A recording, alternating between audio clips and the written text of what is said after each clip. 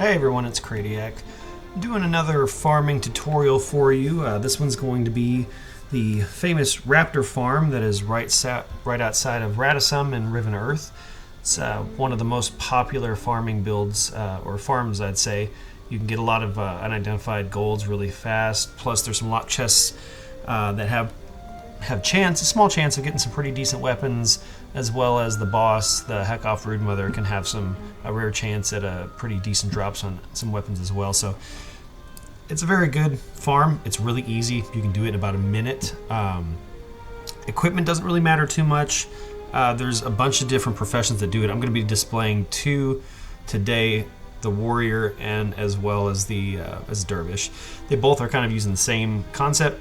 You've got skills to keep you alive, block enemy attacks and such, and you're going to be using Mark of Pain to do the majority of your killing, doing adjacent foe damage with that and a couple other skills. This one uses 100 blades as well. I'm going to show you the warrior first, then the dervish. So this is the skills. This is what you want your attributes to be. I'll have the template in the description.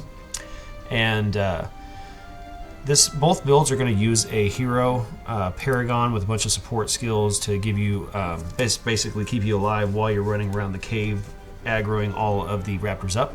This is a hard mode farm, so you're going to be getting max damage weapons and shields and such, and a whole lot of experience, and also it's really good for your Asuran title track. So as far as armor and weapons goes, pretty much pick whatever you like.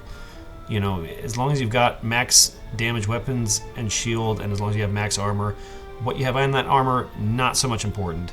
You're not really going to be getting, ideally, you're not really going to be getting hit a whole lot with this. You're going to be blocking attacks and gaining adrenaline, and so it really doesn't matter. As long as you have enough energy to run through your skill set here, then you're going to be fine. So I've got 38.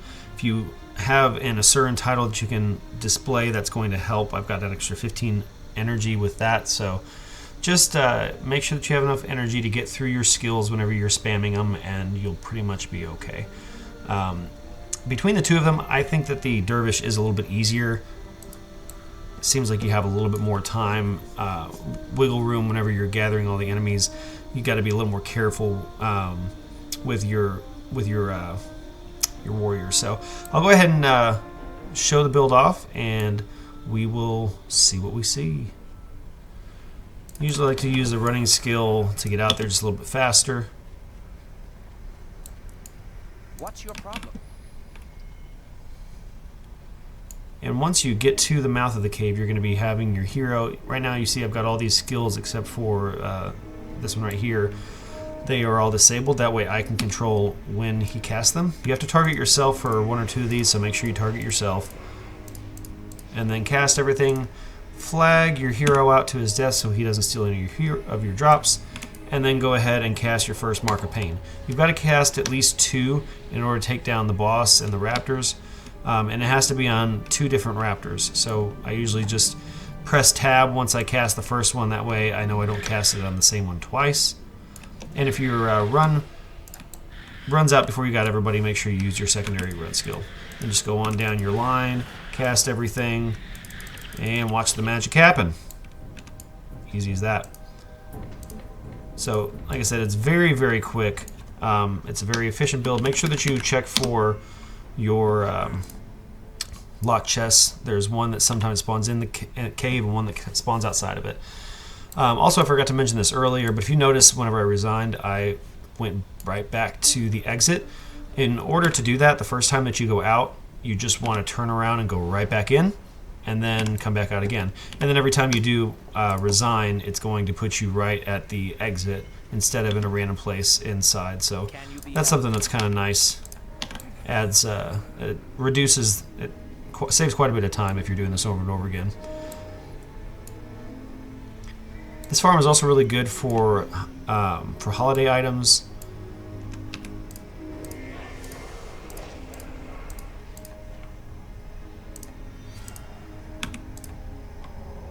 Alright, so I'll do this one more time, and then I will switch to my dervish, and we'll do a couple runs on that, show you how that works.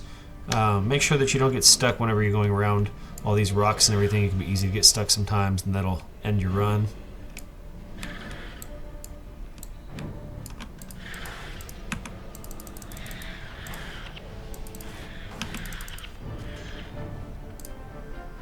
So as you see, sometimes the boss doesn't go down. Either his positioning is not quite right, or the first Mark of Pain might wear off, but that happens. I feel like I have a little more consistency in killing the boss with the Derv than I do the Warrior. Maybe it's my imagination, but I'm going to go ahead and switch to the Dervish and then show you how to work that build. Alright, here we are with the Dervish. Again, this is a hard mode farm, so make sure you switch over to hard mode. It will obviously work in normal mode, but it works in hard mode, so you might as well get better items and everything. So, real quick with the Dervish build. So this is what you want your attributes to be here. Same exact build on your hero. I think it's ordered a little differently on this account, but same build. You're just going through the line, casting all those on yourself. And then you're still using Mark of Pain as your main damage on this. You're also going to be using Vial of Strength to do some additional damage to adjacent foes. So, and then these other skills are just kind of keeping you alive in the meantime. So I'll go ahead and run through this real quick.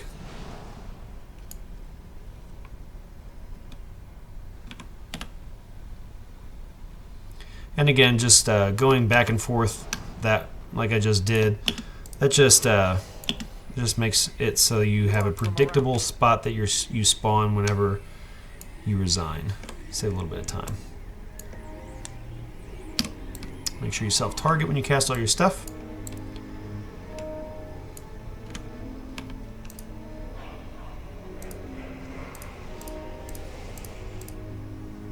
Alright, send your hero up to his death. And then first cast Signet of Mystic Speed before you do Mark of Pain. And then you start running. So there's a lock chest in this one, so we're going to grab that afterwards. Hopefully we won't die.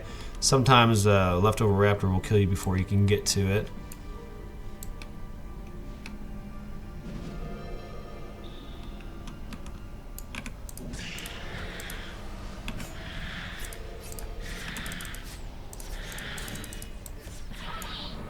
Alright, so we didn't kill the boss on that one. Like I said, it happens. It's not too terribly uncommon. You know, the more you do it, the more consistency you get with killing the boss, but I've done this plenty and it still happens to me, so. And, you know, there might be a little bit more efficient way to do this. I never claim to be an expert at these things, and I'm usually pretty rusty around the time that I get to playing it again, because I tend to play it for a little while and then walk away for months at a time. Alright, so hopefully he'll distract those guys so that we can get past here and go get this chest.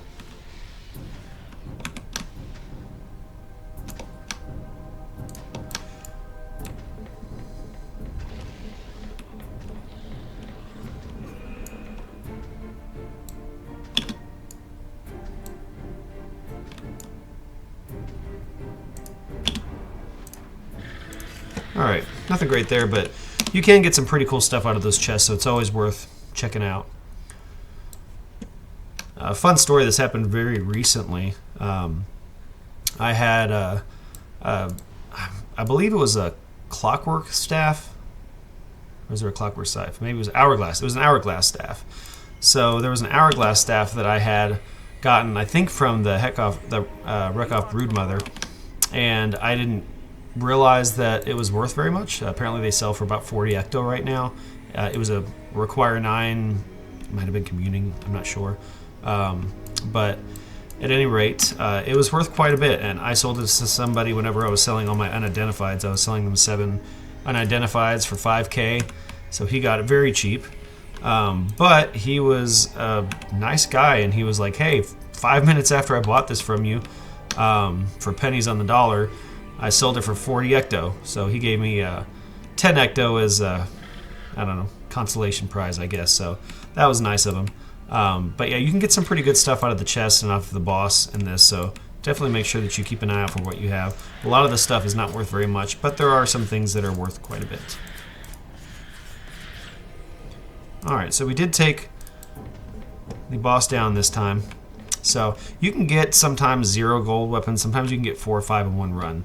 And it's really good as well for holiday items, like I was saying. So it's It's also awesome for, you know, if you're trying to max out a title, you know, it's really good for that as well. You know, right now I'm rank 9 on Not Too Foolish for the Asuran title track, so it's a good farm, and it's working in 2025, which is why I'm making this video.